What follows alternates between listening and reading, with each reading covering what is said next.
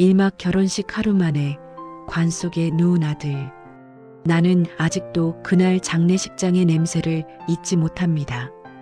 향 냄새, 국화꽃, 축축한 카펫, 그리고 내 아들의 차가운 얼굴. 아들 준호는 결혼식 다음 날 아침 시신으로 돌아왔습니다. 하루 전만 해도 턱시도를 입고 어깨를 펴고 서 있던 아이였는데 하루가 지나지 않아 흰 수위에 쌓여 돌아왔습니다. 급성 심장마비 같습니다. 담당 의사는 담담하게 말했습니다. 29, 평소 지병 하나 없던 아이였는데 심장마비라니. 나는 그 말을 도저히 믿을 수 없었습니다. 관 속의 준호 얼굴은 이상할 정도로 평온했습니다. 하지만 입가에 아주 옅은 거품 자국이 남아 있었고 손가락 끝은 미세하게 파랗게 질려 있었죠. 아버님, 이제 보내주셔야죠. 며느리 예리는 내 옆에서 흐느끼며 말했습니다. 하얀 상복을 입은 채 손수건으로 눈물을 닦아내며 고개를 숙였죠. 누가 봐도 남편을 잃은 새 신부의 절망이었습니다. 하지만 이상하게도 그 눈물은 내 가슴에 와닿지 않았습니다. 너무 교과서적인 슬픔, 너무 완벽한 표정, 마치 누군가에게 배운 것처럼. 장례식장 한쪽에는 전날 결혼식장에서 사용했던 웨딩 사진이 영정으로 쓰이고 있었습니다. 턱시도를 입은 준호와 순백의 드레스를 입은 예린. 환하게 웃고 있는 두 사람의 사진 아래 검은 리본이 붙어 있었죠. 나는 그 앞에 앉아 너클 놓고 있다가 문득 이런 생각이 들었습니다. 어쩌면 이 결혼부터가 잘못된 시작이었을지도 모른다.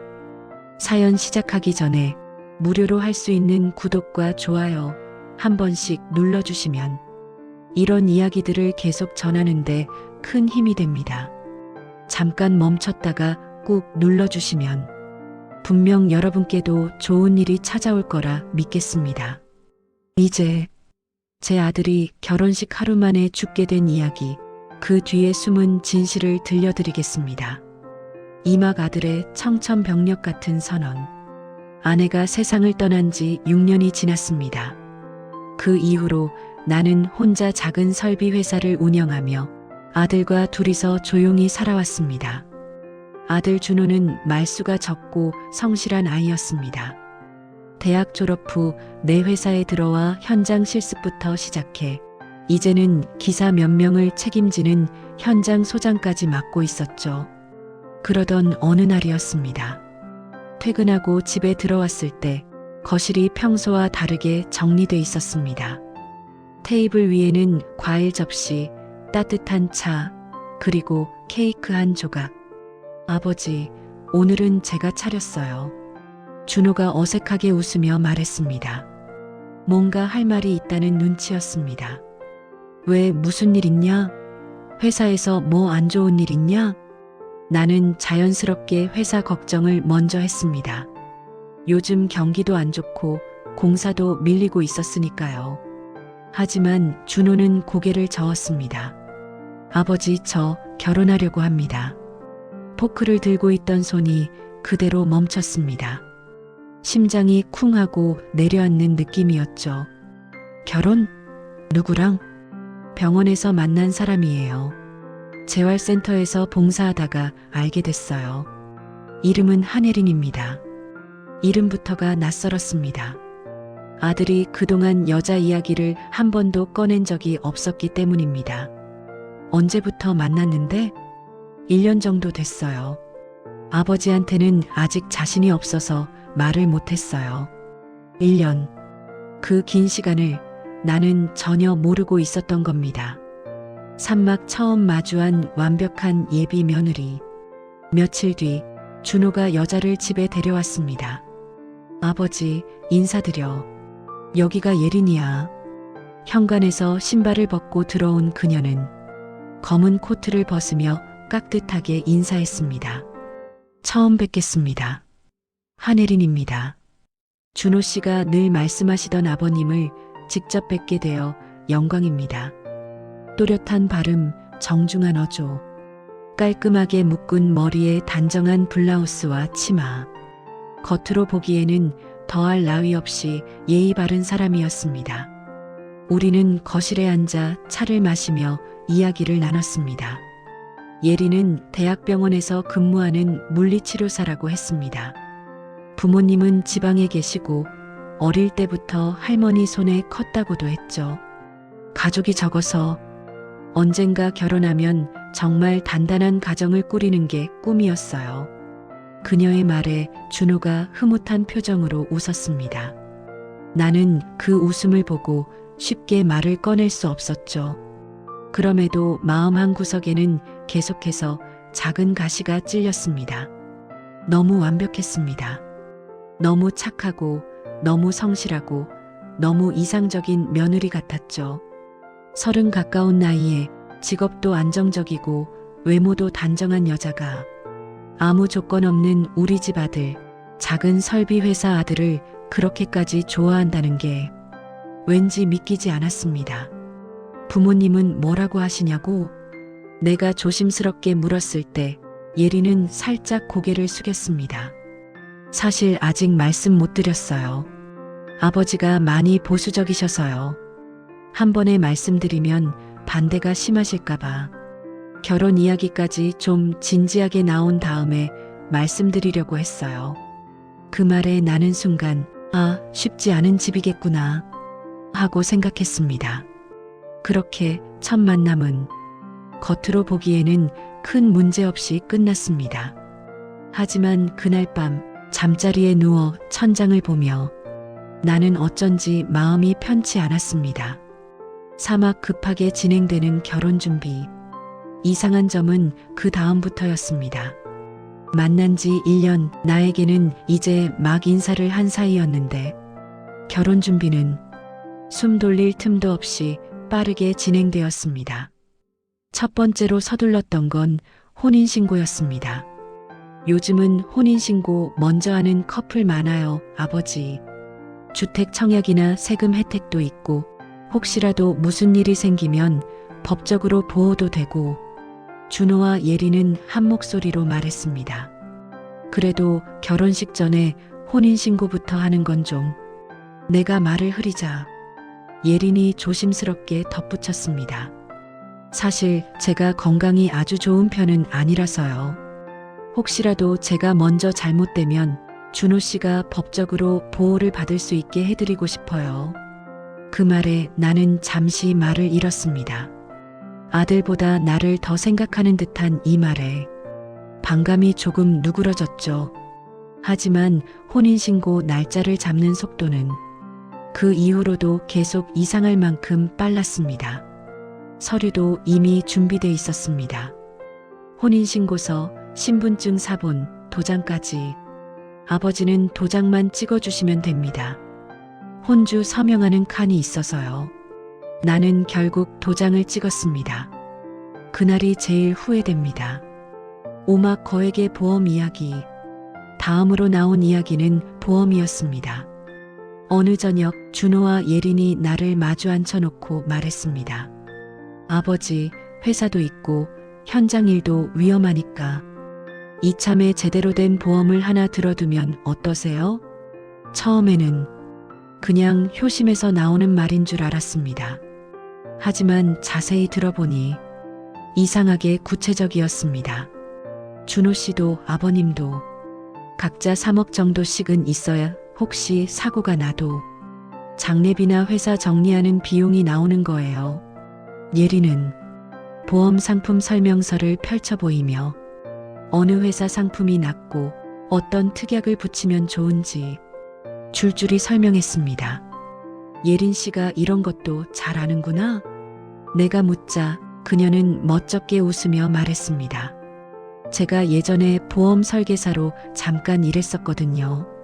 그때 알게 된 게 많아서요. 이력서에는 없던 이력이었습니다. 하지만 그때는 대수롭지 않게 넘겼습니다. 그날 밤 준호 방에서 들려오는 대화를 우연히 듣게 되었습니다. 3억으로 충분할까? 요즘 병원비 얼마나 비싼데 최소 5억은 들어야지. 그럼 아버지는 부담스러워 하실 텐데. 문틈으로 새어나오는 그 대화를 듣는 순간 내 가슴 속에서 작은 경고등이 켜졌습니다. 왜 이렇게 돈 이야기가 많이 나오는 거지? 육막 결혼식, 그리고 하루 뒤 새벽. 결혼식 날은 유난히 맑았습니다. 소규모 호텔 웨딩이었고 양측 친척들과 몇몇 지인들만 초대했습니다. 신부 대기실의 예리는 눈이 부실 만큼 아름다웠습니다. 아들은 어색한 미소를 지으며 말했죠. 아버지, 엄마가 살아계셨으면 좋아하셨겠죠? 나는 그 말에 목이 메어 대답을 못했습니다. 그저 준호의 어깨를 두드려줄 뿐이었죠. 식은 무난하게 진행됐습니다. 축가도 울려 퍼졌고 양가 부모의 인사도 무사히 끝났습니다. 단 한 가지를 빼고는요. 신부 쪽 하객이 이상할 정도로 적었습니다. 몇 명의 중년 부부, 회사 동료라 소개받은 사람들, 그리고 멀찍이 떨어져 앉아있던 2명의 젊은 남자. 부모님은 지방에서 올라오기 힘드시다고 해서 대신 친구분들이 오셨어요. 예리는 그렇게 설명했지만 이름을 물어보면 대답을 얼버무렸습니다. 식이 끝나고 준호와 예리는 호텔 옆 신혼 스위트에서 첫날 밤을 보냈습니다. 나는 집으로 돌아와 혼자 소주를 한 잔 따라 마셨습니다. 그래, 이제 이 아이도 가정을 꾸렸으니 됐다. 이제 난 좀 내려놓아도 되겠지. 그렇게 생각하며 늦게까지 사진을 들여다보다 잠이 들었습니다. 그리고 다음날 새벽 4시 전화벨이 울렸습니다. 아버님 큰일 났어요. 예린의 떨리는 목소리였습니다. 준호 씨가 숨을 안 쉬어요. 칠막 심장마비라는 진단. 병원 응급실. 하얀 형광등 불빛 아래 준호는 산소 마스크를 쓰고 누워 있었습니다. 의사와 간호사들이 심폐소생술을 하며 분주히 움직였지만 모니터에 떠 있는 심장 박동선은 점점 얇게 흔들림 없이 변해갔습니다. 더 이상은 어렵겠습니다. 의사는 결국 고개를 저었습니다. 사인은 일단 급성 심장마비로 보입니다. 정확한 건 부검을 해봐야 알겠지만 외상 흔적은 없습니다. 나는 그 자리에서 무너져 내렸습니다. 아들을 붙잡고 울부짖고 싶었지만 이상하게 눈물이 나오지 않았습니다. 머릿속에 딱 한 단어만 맴돌았습니다. 하루, 결혼식, 사진, 축가, 웃음소리, 그리고 하루, 겨우 29, 결혼식 다음날 아침에 심장마비라니 너무 이상했습니다. 팔막 장례식장에서 피어오르는 의심. 장례는 서둘러 진행됐습니다. 예리는 상주석에 앉아 조문객을 맞았습니다. 울먹이며 절을 하고 조문객이 건네는 위로에 고개를 숙이고 가끔은 크게 오열하며 쓰러질 것처럼 몸을 떨었습니다. 그 모습만 보면 누가 봐도 남편을 잃은 불쌍한 젊은 미망인이었습니다. 하지만 나는 어딘가 계속해서 걸렸습니다. 장례 이틀째 새벽 화장실에 가려고 복도로 나갔다가 들어오던 소리를 들었습니다. 네, 계약은 그대로 진행해 주세요. 사망진단서 오늘 중으로 보내드릴게요. 네, 수익자는 그대로 제 이름으로. 예린의 목소리였습니다. 나는 반사적으로 발걸음을 멈췄습니다. 막 돌아서려는데 그녀의 마지막 말이 들렸습니다. 네, 남편 쪽에서는 아직 아무것도 모르세요. 그 말에 심장이 쿵 내려앉았습니다. 무엇을 아무것도 모른다는 거지? 나는 아무 일 없었다는 듯 다시 빈소로 들어갔습니다. 예리는 벌써 눈가를 훔치며 다음 조문객을 맞이할 준비를 하고 있었습니다. 구막 퇴직한 친구의 등장.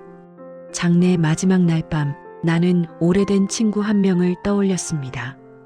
고등학교 동창, 이후 오랫동안 경찰로 근무하다가 작년에 퇴직한 친구 이성철. 나는 그에게 전화를 걸었습니다. 성철아, 나 좀 도와줘야겠다.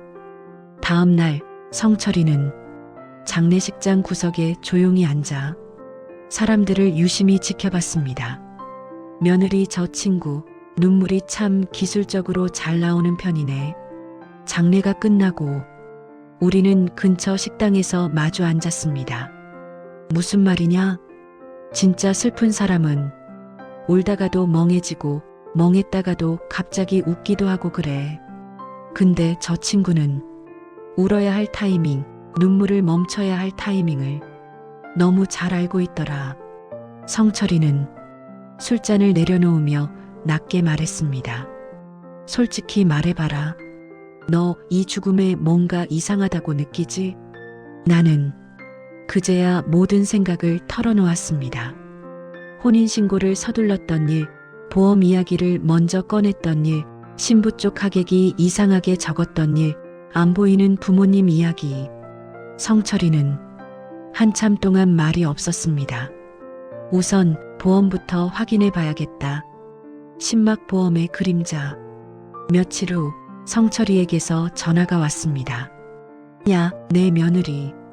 보험 설계사 출신 맞다. 그게 무슨 뜻이냐?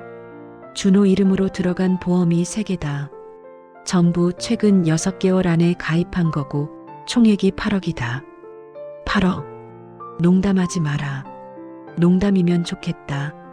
그리고 그중 가장 큰 5억짜리 생명보험 수익자는 전부 며느리 이름이야.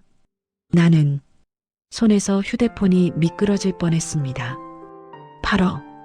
29짜리 젊은 청년에게 8억짜리 보험이 걸려 있었다는 사실. 이건 우연이 아니다. 정호야. 성철아, 나 정호 아니고 정민이야. 아, 미안하다. 너무 흥분해서 말이 꼬였다. 어쨌든 이건 보험사 쪽에서도 수상하게 볼만한 케이스야. 성철이는 진지한 목소리로 말했습니다. 일단 부검 결과부터 받아보자. 그리고 장례 끝난 날 며느리가 바로 보험사에 전화했더라. 뭐라고 했는데? 사망진단서 발급되면 바로 보내겠다고. 11막 부검 결과, 그리고 얼버무리는 진실. 부검 결과는 예상보다 빨리 나왔습니다. 심장 근육에 급성 독성 반응이 보입니다. 특정 약물에 과민 반응이 일어났을 가능성이 높습니다. 전문의의 말이 이어졌습니다. 혈액에서 심장질환 치료제 성분이 비정상적으로 높은 농도로 검출됐습니다.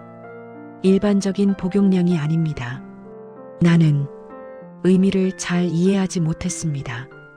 그게 무슨 말입니까? 누군가가 의도적으로 과다 복용을 시켰을 가능성이 있습니다. 그 말에 세상이 한 번 더 기울어지는 느낌이었습니다. 병원 복도를 걸어 나오는 동안 성철이는 조용히 말했습니다. 이제부터는 심장마비가 아니라 중독으로 보는 게 맞다. 그날 저녁 나는 예린을 불렀습니다. 아침에 준호한테 약 같은 거 먹인 거 있냐? 그녀는 깜짝 놀란 표정을 지었습니다. 네, 아침이요? 비타민하고 영양제 정도. 평소에도 먹이던 거였어요. 새로 받은 약은 없고? 없어요. 병원에서 처방 받은 것밖에. 말은 그렇게 했지만 그녀의 시선이 잠깐 옆으로 흔들리는 걸 나는 놓치지 않았습니다. 그날 밤 나는 결심했습니다. 이대로 넘어갈 수는 없다. 12막 숨겨진 과거를 추적하다. 성철이는 본격적으로 예린의 과거를 추적하기 시작했습니다. 이름은 한예린, 31살. 물리치료사 자격증은 진짜야. 대학병원 근무 기록도 있고. 그래, 그럼 멀쩡한 사람이란 소리 아니냐? 잠깐만 들어봐. 성철이가 서류를 넘겼습니다. 5년 전에는 다른 이름을 쓰고 있었어. 한혜지, 개명 기록. 그리고 그 이전에는 또 다른 이름. 3년 전 부산에서 한 사건이 있었다. 결혼한 지 넉 달 된 남편이 집 욕조에서 숨진 채 발견된 사건. 혹시 심장마비로 종결됐지. 근데 그 남자, 배우자 수익자 생명보험이 4억이었어. 보험금 전부 수령됐고 성철이는 깊게 한숨을 쉬었습니다. 그때 그 아내 이름이 한혜지였다. 나는 손을 떨었습니다. 또 있냐? 대전에서도 비슷한 케이스가 하나 더 있다. 동거남 사망, 보험금 수령. 이름은 그때는 한혜린이 아니었지만 주민번호가 같아. 3번의 이름, 3번의 남자, 3번의 죽음. 그리고 지금 내 아들. 13막 보험회사의 의심. 우리가 움직이기도 전에 보험사 쪽에서 먼저 연락이 왔습니다. 유가족 대표 되시는 분 맞으세요? 네, 맞습니다만 사실 이번 거는 내부적으로도 조금 검토가 필요해서요. 사망 시점과 가입 시점, 그리고 타 보험 가입 현황을 볼 때 조사가 불가피한 상황입니다. 나는 그제야 알았습니다. 보험사 역시 이미 예린을 주시하고 있다는 사실을. 솔직히 말씀드리죠. 고객님 며느리분 타사에서도 2번 보험금을 수령한 전력이 있습니다. 저희도 이 부분은 외부 기관과 함께 들여다보게 될 것 같습니다. 성철이는 입술을 굳게 다물었습니다. 됐다. 이제 완전히 판이 벌어졌다. 13막 장례 후 밀려오는 진실의 파도. 장례가 끝나고 나서 예린은 내게 이렇게 말했습니다. 아버지, 준호 씨가 떠나기 전에 이 말을 꼭 전해달라고 하셨어요. 그리고 봉투 하나를 내밀었습니다. 겉봉에는 익숙한 아들의 글씨로 아버지께 라고 적혀 있었습니다. 나는 손이 떨렸습니다. 봉투 속에는 편지 한 장과 작게 접힌 영수증들이 들어 있었습니다. 편지에는 이렇게 적혀 있었습니다.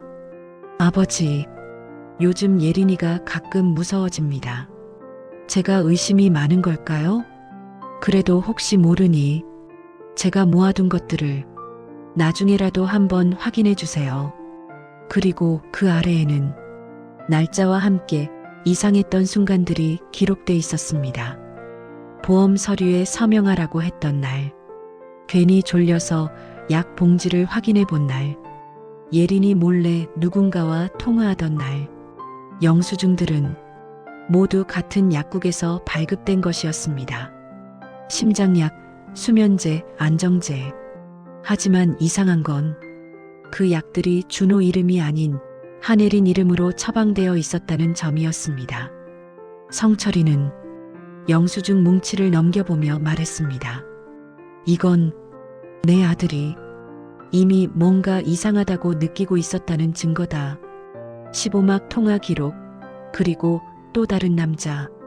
우리는 준호 휴대폰의 통화 기록과 메시지들을 모두 살펴보기 시작했습니다. 그중 눈에 띄는 이름이 하나 있었습니다. 상담실장. 통화 횟수는 많지 않았지만 항상 늦은 밤이나 주말 오후에만 연락이 되어 있었습니다. 메시지를 열어보니 이런 내용들이 있었습니다. 예린 씨, 이번 건도 깔끔하게 가셔야 합니다. 지난번처럼 감정에 흔들리시면 안 돼요. 이번 남편은 가족이 한 분뿐이라 훨씬 수월하실 겁니다. 그 문장을 읽는 순간 머릿속이 하얘졌습니다. 이번 남편, 훨씬 수월. 내 아들이 단지 이번 남편이라는 말로 불리고 있었다는 사실이 숨이 막힐 정도로 괴로웠습니다. 성철이는 이 번호를 역추적했습니다. 결혼정보회사야. 이름은 행복한 동행. 하지만 등기부에는 원래 대표자 이름과 최근 대표자 이름이 2번 바뀐 흔적이 있었습니다. 최근 대표자의 이름은 한혜진. 또 다른 이름, 또 다른 얼굴. 16막 결혼정보회사의 정체. 우리는 결혼정보회사를 찾아갔습니다. 겉으로 보기에는 그저 평범한 중소결혼 상담소였습니다. 유리문, 깔끔한 인테리어, 복사된 행복한 부부들의 사진들. 어떤 도움 드릴까요? 직원이 미소를 지으며 물었습니다. 한예린 아니, 한혜진 대표님 좀 뵈러 왔습니다. 직원의 표정이 단번에 굳었습니다. 대표님은 요즘은 상담을 직접 안 보시는데요. 그래도 한번 뵙고 이야기를 나누고 싶습니다. 우리 아들 박준호 소개해 준 곳이 여기라서요. 순간 직원의 눈이 흔들렸습니다.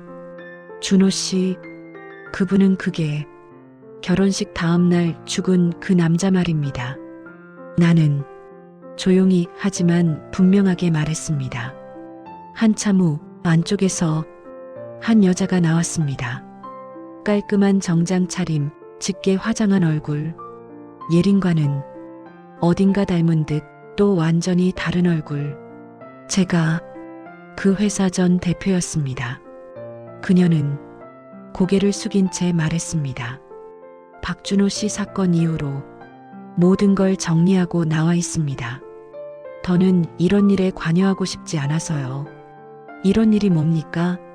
내가 되묻자 그녀는 잠시 망설이다 입을 열었습니다. 17막 특별관리 고객. 몇 년 전부터 특별한 고객 한 사람이 우리 회사를 통해 계속 상대를 소개받았습니다. 특별한 고객? 조건은 간단했습니다. 가족이 거의 없거나 가족과의 관계가 멀어진 남자. 혼인신고에 부담이 없고 보험 가입이 자유로운 사람. 그녀는 손을 꽉 쥐었습니다. 처음에는 잘 몰랐어요. 그냥 까다로운 고객이라고만 생각했습니다. 근데 이상한 점이 하나둘 보이기 시작했죠. 어떤 이상한 점? 그 고객과 결혼한 남자들이 그렇게 오래 살지 못했어요. 사고, 병, 갑작스러운 죽음. 그녀는 고개를 떨구었습니다. 박준호 씨까지 4번째였습니다. 내 입에서 알 수 없는 신음이 새어나왔습니다. 대표님은 왜 그때 신고하지 않았습니까? 내 목소리에는 분노가 묻어났습니다. 솔직히 증거가 없었습니다.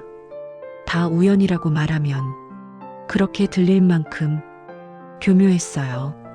사이는 모두 달랐고 지역도 달랐고 그래서 계속 소개를 해준 겁니까?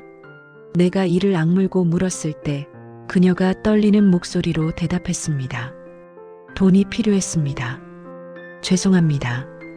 그녀는 의자에서 일어나 90도로 깊이 고개를 숙였습니다. 하지만 그 사과는 아무 위로도 되지 않았습니다. 내 아들은 이미 이 세상 사람이 아니었으니까요. 18막 반격의 준비. 이제 조각들은 거의 맞춰지고 있었습니다. 결혼을 서두르게 만든 사람, 거액의 보험을 설계한 사람, 이름을 여러 번 바꾸며 다른 지역에서 비슷한 패턴을 반복한 사람, 모두 같은 인물이었습니다. 내 며느리 한혜린, 그리고 그녀 혼자가 아니었습니다. 보험 설계사, 결혼정보회사, 가짜 직업과 지인들, 하나의 팀이었습니다. 사고처럼 보이는 죽음을 만들어 보험금을 빼내는 팀. 성철이는 말했습니다. 이제 남은 건 직접 증거다. 너도 알지? 정황만으로는 재판에서 이기기 힘든 거 어떻게 해야 하지? 그 여자가 스스로 입을 열게 만들든지 또 한 번 움직이게 만들든지 또 한 번 누군가를 죽이게 놔두자는 거냐? 내 목소리가 높아졌습니다. 아니, 이번엔 반대로 우리가 먼저 판을 깔자. 성철이의 눈빛이 차갑게 빛났습니다. 유혹을 던져놓고 그녀가 잡는 순간을 잡는 거다. 19막 미끼. 나는 결심했습니다. 내가 미끼가 되겠다. 성철이는 눈을 크게 떴습니다. 무슨 소리야? 내 이름으로 새 보험을 하나 들자 회사 지분도 정리하는 척하고 집도 내 아들 앞으로 상속된 것처럼 꾸미자. 너 제정신이냐? 이미 내 인생은 무너질 대로 무너졌다. 아들까지 잃었는데 뭐가 더 무서울 게 있겠냐? 잠시 침묵 끝에 성철이는 느리게 고개를 끄덕였습니다. 좋아. 그 대신 내가 내 옆에 붙어 있을 거다. 한시도 떨어지지 말자. 우리는 보험 설계사에게 연락을 했습니다. 예린이 데리고 왔던 그 설계사. 아버님, 지난번에 준비하시려던 보험 계속 생각 중이시죠? 마침 연락도 빨리 왔습니다. 마치 기다리고 있었다는 듯이. 그래, 생각은 계속하고 있었지. 아들놈도 하도 권하고 떠나서 나는 일부러 슬픈 기색을 내비쳤습니다. 이제라도 들어둬야 마음이 놓이지 않겠어. 우리는 10억짜리 생명보험 설계서를 테이블 위에 펼쳤습니다. 수익자는 누구로 하실까요?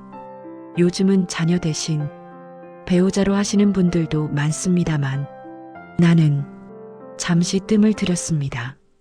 며느리 명의로 하지. 아들 대신이라도. 설계사의 눈동자가 순간 번쩍이는 걸 나는 놓치지 않았습니다. 20막 더 뒤를 걷는 사람들. 그날 밤 나는 예린에게 말했습니다. 너도 알다시피 난 이제 혼자다. 준호 못 가지. 내가 가져가야지. 아버님, 그런 말씀 마세요. 보험 수익자 내 이름으로 했다. 그 순간 그녀의 눈빛이 아주 잠깐 흔들렸습니다.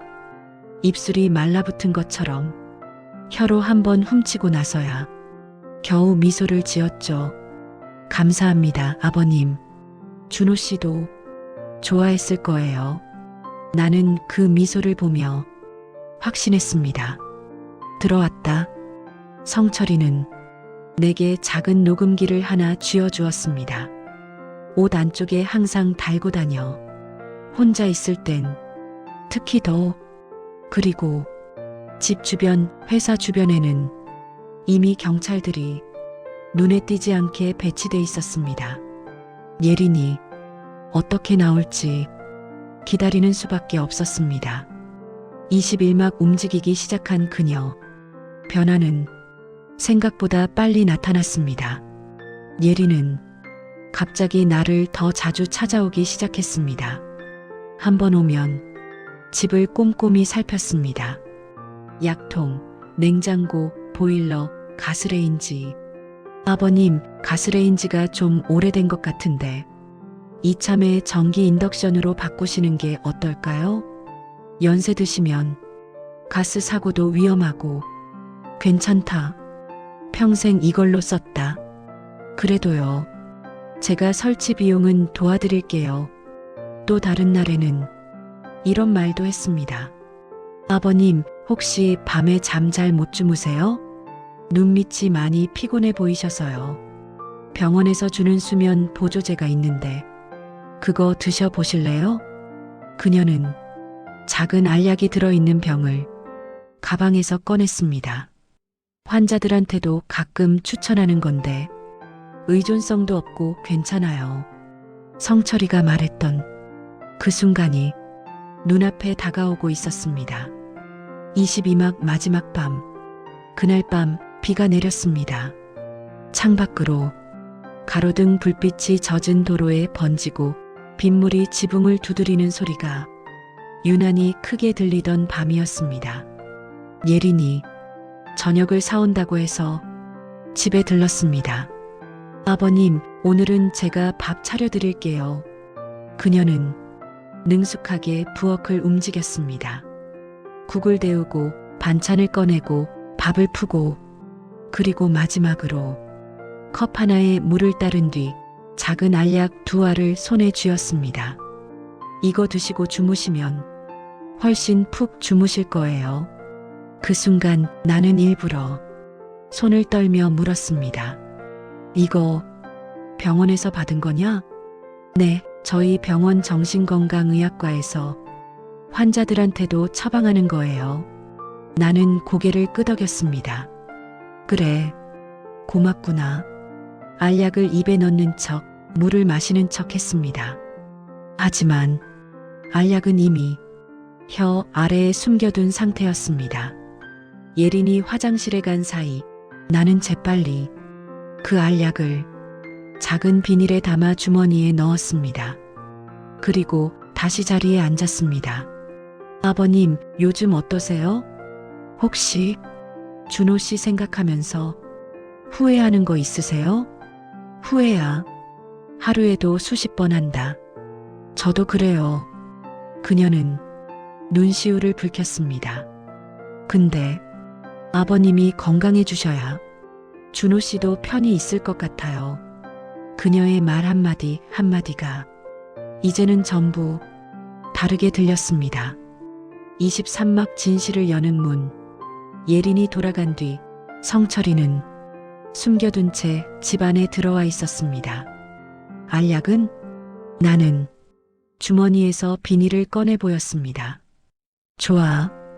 이젠 이걸 분석하면 된다. 그 알약은 곧바로 국과수로 보내졌습니다. 결과는 충격적이었습니다. 수면제 성분과 함께 심장 기능을 급격히 떨어뜨리는 강력한 약물이 섞여 있었던 겁니다. 정상 처방에서는 사용할 수 없는 종류의 성분이었습니다. 이 정도면 살인 미수 혐의로도 충분하다. 성철이가 말했습니다. 이제 마지막 퍼즐만 남았다. 마지막 퍼즐. 준호가 먹었던 그날 아침의 약. 그때도 이와 비슷한 성분이 들어 있었는지 우리는 병원과 약국을 들락거리며 기록을 추적했습니다. 그리고 마침내 한 약국에서 확인할 수 있었습니다. 이 처방전 분명히 비타민으로 입력돼 있는데요. 약사는 의아하다는 듯 말했습니다. 실제 약 봉투에는 표시가 다르네요. 이건 수면 보조제랑 심장 질환 환자에게 쓰는 약인데 처방전과 실제 약의 내용이 달랐던 겁니다. 누군가 처방 과정에 개입한 것이었습니다. 그리고 그 처방을 도와준 사람이 누구였는지 이제 우리는 알고 있었습니다. 대학병원 예린이 근무하는 바로 그곳이었으니까요. 24막 마주 선 두 사람. 경찰은 본격적으로 움직이기 시작했습니다. 하지만 마지막으로 필요한 것은 예린의 입에서 직접 나온 말이었습니다. 넌 직접 마주 서야 한다. 성철이는 내게 말했습니다. 준호 아버지라는 사실, 너라는 존재가 이 여자의 유일한 약점일 거다. 나는 예린을 카페로 불렀습니다. 아버님, 무슨 일로? 앉아라. 오늘은 좀 긴 이야기를 해야겠다. 나는 테이블 위에 USB 하나와 서류 뭉치를 올려놓았습니다. 이게 뭔지 아냐? 그녀의 눈이 살짝 흔들렸습니다. 준호가 남긴 기록이다. 내가 누구랑 통화했는지, 어떤 보험을 들었는지, 어느 약국에 갔는지. 나는 조용히 말을 이었습니다. 그리고 이건 너 이전에 죽어나간 남자들 이야기다. 부산, 대전, 인천. 이름과 날짜, 사망 원인, 보험금 내역. 예린의 얼굴이 점점 하얘졌습니다. 아버님, 그건, 그리고 이건 내가 오늘 나에게 먹이려던 약의 분석 결과다. 나는 국과수 결과서를 그녀 앞으로 밀었습니다. 이제 할 말 있냐? 잠깐의 침묵. 그리고 아주 미세한 웃음. 역시 쉬운 상대는 아니셨군요. 그녀는 천천히 등을 기대고 앉았습니다. 눈빛이 완전히 달라져 있었습니다. 그럼 이제 어떻게 하실 건가요? 저를 신고하시겠어요? 이미 했다. 내 말이 끝나자마자 카페 문이 열렸습니다. 형사들이 들어왔습니다. 한혜린 씨 살인 및 살인 미수 혐의로 체포합니다. 그 순간 예리는 처음으로 얼굴을 일그러뜨렸습니다. 준호 씨는 원래 예정에 없던 사람이었어요. 그녀의 입에서 뜻밖의 말이 나왔습니다.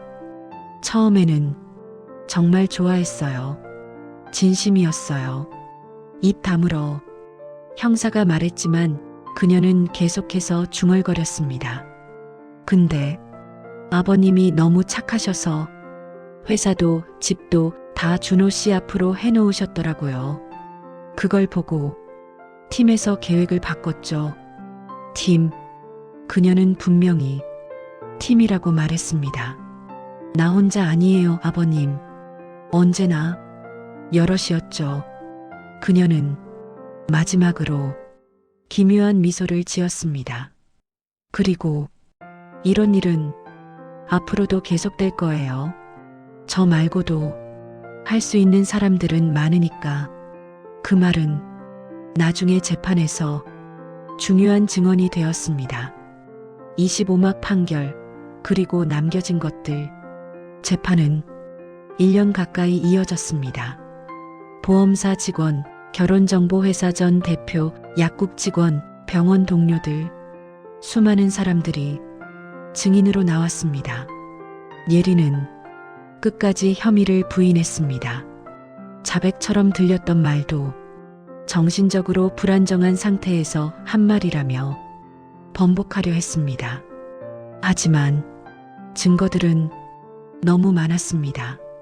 준호가 남긴 기록, 약의 성분 분석, 앞선 남자들의 보험금 내역, 결혼정보 회사의 자료, 마지막으로 나는 증인석에 섰습니다. 피고인을 어떻게 생각하십니까? 검사의 질문에 나는 잠시 눈을 감았다 뜨며 말했습니다. 처음에는 며느리였습니다. 하지만 이제는 제 아들을 죽인 사람입니다. 그리고 또 다른 피해자를 낳을 수 있었던 위험한 사람입니다. 판사의 목소리가 법정에 울려 퍼졌습니다. 피고인 한혜린에게 무기징역을 선고한다. 나는 자리에서 힘없이 주저앉았습니다. 눈물이 날 줄 알았는데 눈물은 나오지 않았습니다. 그저 아들의 얼굴만 떠올랐습니다. 턱시도를 입고 웃던 그날의 얼굴과 관 속에서 차갑게 식어있던 얼굴이 번갈아가며 떠올랐습니다. 26막 교훈과 여운. 이 이야기를 여기까지 들어주신 여러분께 마지막으로 꼭 전하고 싶은 말이 있습니다. 첫째, 어떤 관계도 돈 앞에서 다시 보아야 합니다. 사랑과 믿음은 소중하지만 서류와 계약, 특히 보험과 재산이 얽힌 문제에서는 반드시 한 번 더 확인해야 합니다. 둘째, 너무 완벽한 사람을 만났을 때는 반드시 한 걸음 물러서서 생각해 보셔야 합니다.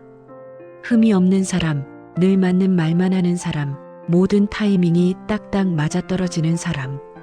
그런 사람일수록 어디엔가 숨겨진 그림자가 있을 수도 있습니다. 셋째, 가족의 직감은 때로는 가장 정확한 경고등입니다. 어딘가 이상하다는 느낌, 괜히 마음이 불편한 그 감정, 그것을 그냥 넘기지 마시기 바랍니다. 마지막으로 이 말을 제 아들 준호에게 남기고 싶습니다. 준호야, 아버지가 너무 늦게 알아차려서 미안하다. 그래도 너를 그렇게 이용했던 사람은 이제 다시는 아무도 상처 줄 수 없게 됐다. 너를 보낸 슬픔은 평생 안고 가겠지만 그래도 너처럼 당하는 사람이 더 이상 없도록 이 이야기를 끝까지 전하겠다. 여기까지 제 이야기를 들어주신 여러분 정말 감사합니다. 혹시라도 주변에서 비슷한 냄새를 느끼신다면 그냥 지나치지 마세요. 한 사람의 의심이 누군가의 목숨을 구할 수도 있으니까요.